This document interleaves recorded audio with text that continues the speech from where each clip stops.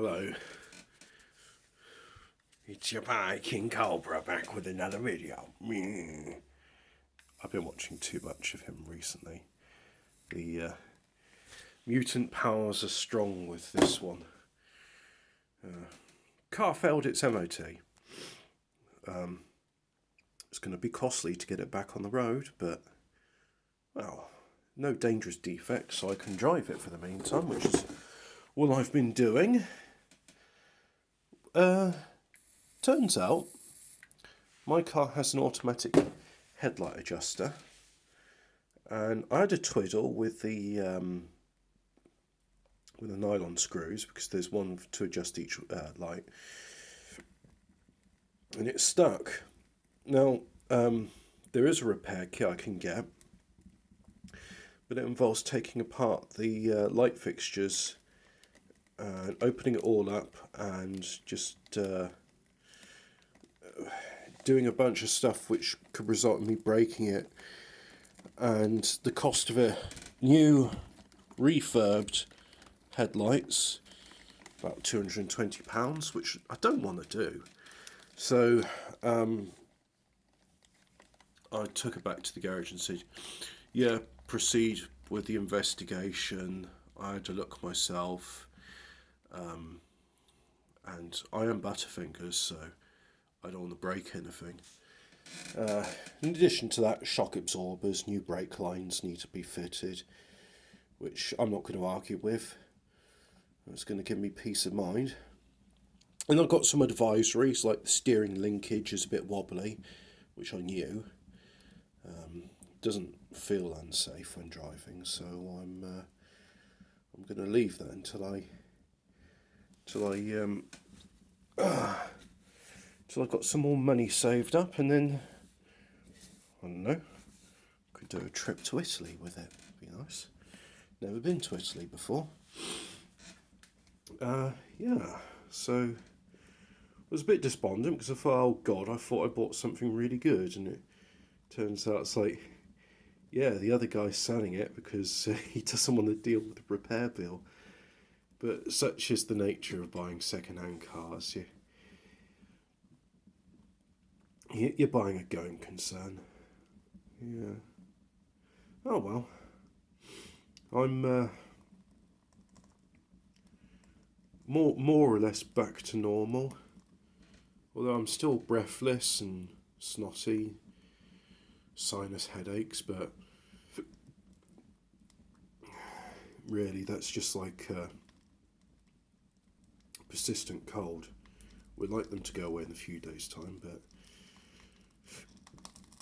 well, given the choice, I'd rather not have any disease, but can't dictate when it will leave my body or not. So I'm just going to have to grin and bear it. Back to work next week, so it'd be nice to be driving somebody else's vehicle and using their fuel and their consumables. So yeah, I'm looking forward to the future. And I'll keep my Jag, because I really love that car. I mean, I know it's just a bunch of bolts and sheet steel and aluminium, and leather and stuff. And so it's a bunch of materials. It's inanimate, but it has character, and that's something devoid in modern cars. Unless you're willing to spend 5 million billion quid on a car, you're not going to have character on it. Sad, really. But such is the way of the modern world. It's a bit shit, as we're all aware. I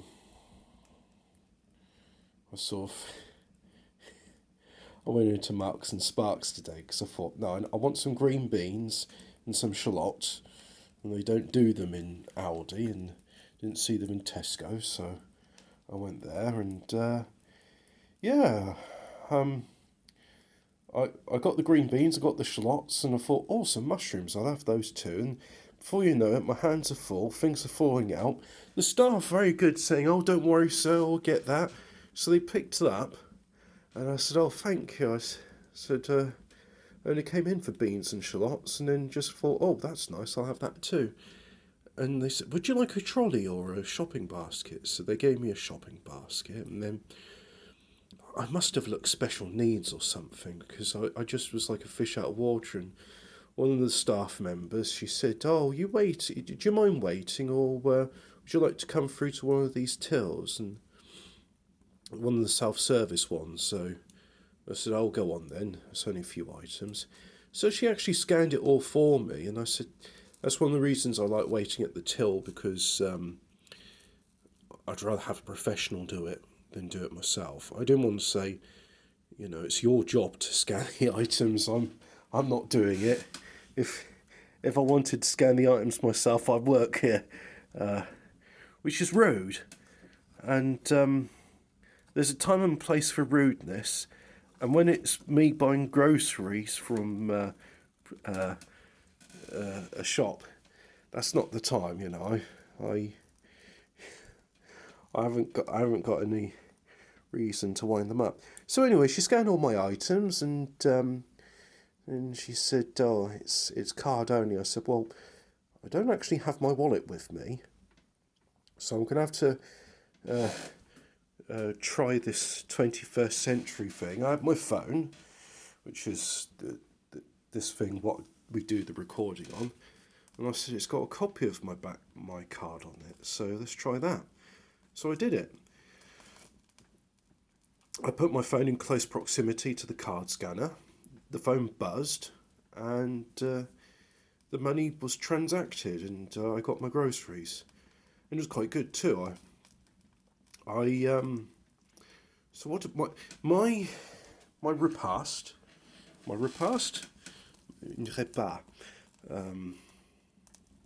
I think we do use that word in English.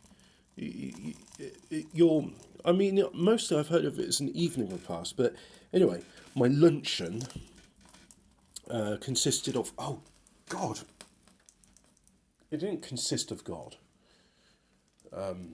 Just got this twinge in my neck. So yes, it was a. I could use it as a thumbnail for the. Yeah, I'll do that. I'll use it as a thumbnail. So I made a bean and shallot salad, and then I put some tomatoes with it.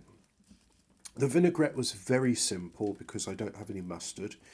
So it was olive oil and vinegar, balsamic, and a splash of liquid seasoning. I didn't use any salt. I did use some pepper, black pepper. So that was the vinaigrette.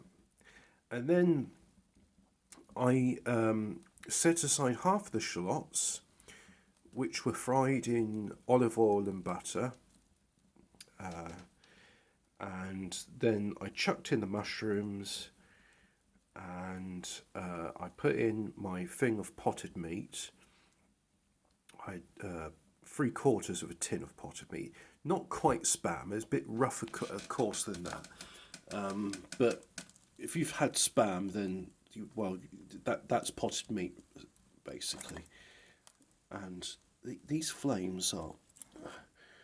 I'm having a bit of a blonde moment here, but anyway, it's going, but I've not really placed my kindling very well, so I'm a bit concerned. I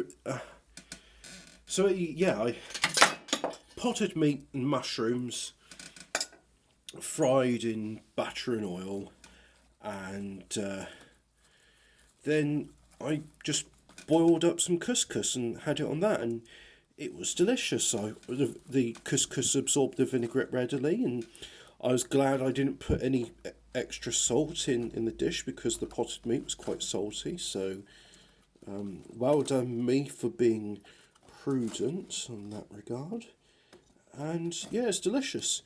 Turns out I had no appetite, so I had a little bit, and then the rest of it all Well, the rest of it shall be another day. Now let's do that, which is not good video, but it will get the fire going. And then we can put a log on it. And then I'm going to continue watching King Cobra JFS. I didn't know what the JFS stood for. It's the initials of his name. Joshua Fay Saunders. And he is boss-eyed. He's delusional. And having seen some early archive footage of him from 2012, where he's talking in an articulate fashion, compared to the brain damage he suffered now, it's really quite apparent to see just how badly he's regressed. Someone said the spray paints that he used for painting his wands have caused brain damage because he's not done it in a ventilated room, just in his apartment where he keeps the windows closed. So I'm inclined to believe them. But then again, also his rampant alcoholism is not very smart. And that's not all the drugs he abuses. It was first introduced to me because there's a podcast I listen to which is funny called The Hate Bus, and they had their the first half of the show they do bits about what mutants are up to this week. And they had another mutant on there which was far more entertaining and actually a lot more personable, called Gothic Metal Maniac from South Carolina. And then he did a social faux pas, as mutants are wont to do. And ever since that time, he's been in hiding. He's now on TikTok. He doesn't say anything ever again. He just does videos where he points in a direction and that's all he does.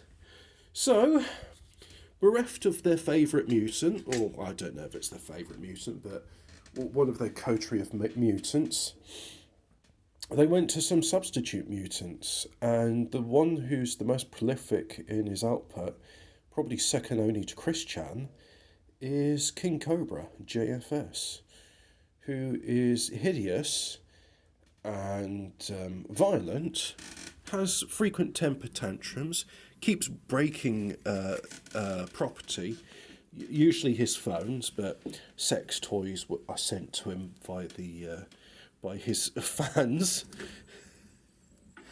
And yeah, he's just a hideous individual, and I think a lot of people are just watching for the day where he either becomes homeless or dies from a stroke caused by his rampant alcoholism. Yeah. So that's what I've been watching this week. I've been watching a guy sat on the chair talking about gender relations, which I find humorous. As it's like somebody who studies art history deciding to do a lecture on the finer points of car mechanics and what are the most reliable brands and the idiosyncrasies of various makes and models. And yeah, it would be more interesting if the person talking about these issues knew what they were on about. But it's entertaining nonetheless. I am sorry for this diatribe, but that is what I've been up to, and I feel like I need to justify it to the world. Anyway, fire's lit. The car's going to get back into MOT, and I'm going to keep driving the Jag. Goodbye.